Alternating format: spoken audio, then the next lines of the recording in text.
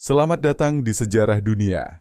Pernahkah Anda membayangkan bagaimana salah satu kekaisaran terbesar dalam sejarah dunia, Persia, akhirnya runtuh? Kekaisaran yang pernah menguasai hampir seluruh dunia kuno, kini hanya tinggal cerita dalam lembaran sejarah. Dari kemegahan istana di Persepolis hingga taktik perang yang menggentarkan musuh, Kekaisaran Persia adalah lambang kekuatan dan kejayaan. Namun, di balik kemegahan itu, tersembunyi kelemahan-kelemahan yang menjadi awal kehancurannya. Dari perang besar hingga pengkhianatan di dalam istana, bersiaplah untuk mengungkap rahasia di balik keruntuhan Kekaisaran Persia yang megah. Sejarah yang penuh intrik, perang, dan kejatuhan yang mengguncang dunia.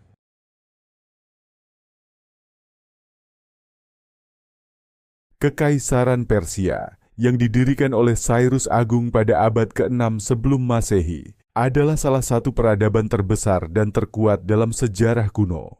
Wilayahnya yang luas membentang dari Laut Mediterania hingga Sungai Indus, mencakup berbagai budaya, bahasa, dan agama.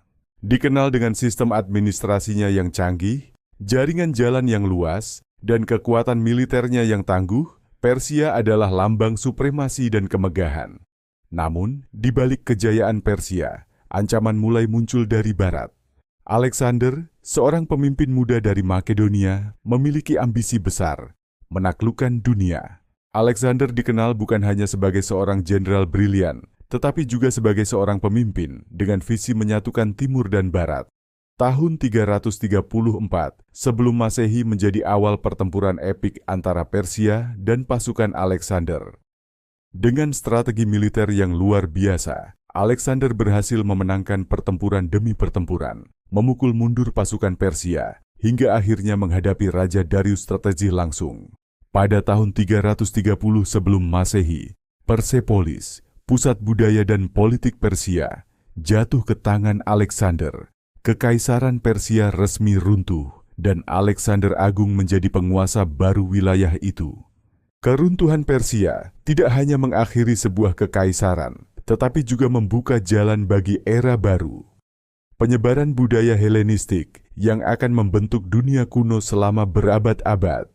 Pada puncak kejayaannya, Kekaisaran Persia menghadapi kemunduran internal yang mendalam.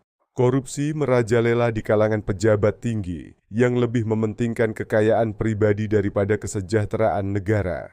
Korupsi merusak struktur pemerintahan, memperlemah stabilitas kerajaan, dan menciptakan ketidakpuasan di kalangan rakyat dan tentara. Darius III, meskipun seorang raja yang terhormat, tidak dapat mengendalikan gejolak ini. Kekaisaran Persia yang luas tidak hanya terancam dari luar, tetapi juga dari dalam. Wilayah-wilayah yang pernah setia kepada Persia kini mulai memberontak. Pembangkangan di Mesopotamia dan pemberontakan di Mesir semakin memperlemah posisi Darius III. Pemberontakan ini yang melibatkan provinsi-provinsi penting menunjukkan ketidakpuasan yang meluas terhadap pemerintahan pusat. Dengan begitu banyak masalah internal, kerajaan Persia mulai goyah. Wilayah Persia yang begitu luas juga menjadi masalah besar dalam administrasi. Sulitnya komunikasi antara ibu kota dan provinsi-provinsi yang jauh membuat koordinasi militer dan kebijakan pemerintah semakin tidak efisien.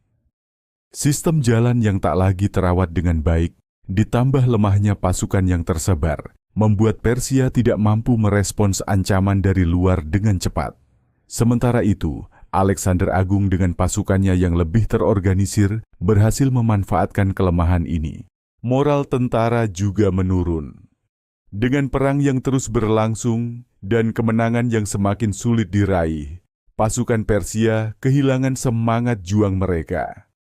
Darius III sendiri, meskipun seorang raja, tidak mampu mengembalikan semangat pasukannya.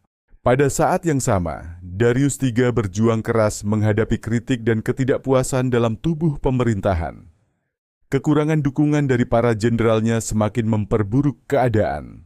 Korupsi, konflik internal, pemberontakan, dan kelemahan administrasi akhirnya membawa Persia pada kejatuhan. Kerajaan yang dulunya kuat, kini runtuh di tangan pasukan yang lebih terorganisir dan dipimpin oleh Alexander Agung. Alexander Agung bukan hanya seorang raja. Dia adalah seorang jenderal dengan bakat luar biasa dalam strategi militer. Dengan pasukan yang lebih kecil, Alexander mampu menaklukkan kekaisaran besar, termasuk Persia. Strateginya sangat cerdas, menggunakan formasi falanks, pasukan infanteri yang kuat di tengah, dan kavaleri yang lincah di sayap untuk menyerang musuh dari berbagai arah. Kombinasi ini membuat pasukan Makedonia unggul dalam pertempuran. Pada tahun 331 sebelum Masehi, di padang Gaugamela, pertarungan paling menentukan dalam sejarah berlangsung.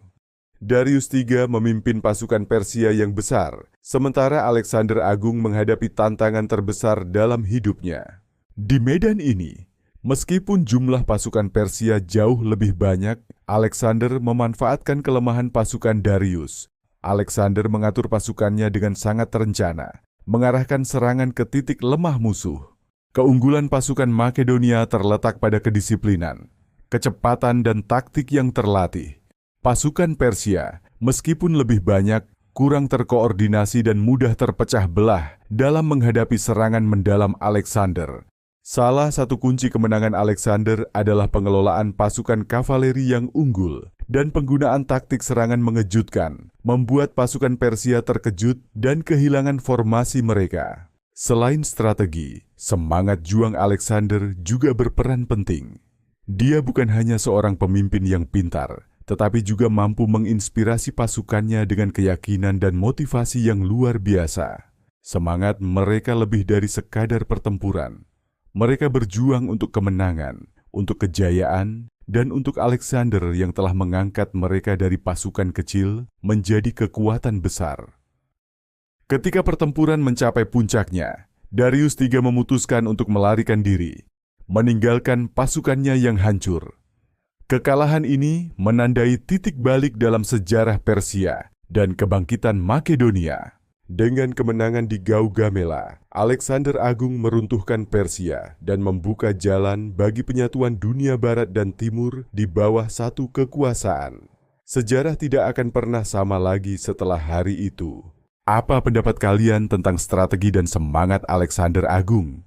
Jangan lupa untuk like, subscribe, dan aktifkan lonceng notifikasi agar kalian tidak ketinggalan cerita-cerita menarik lainnya dari sejarah dunia.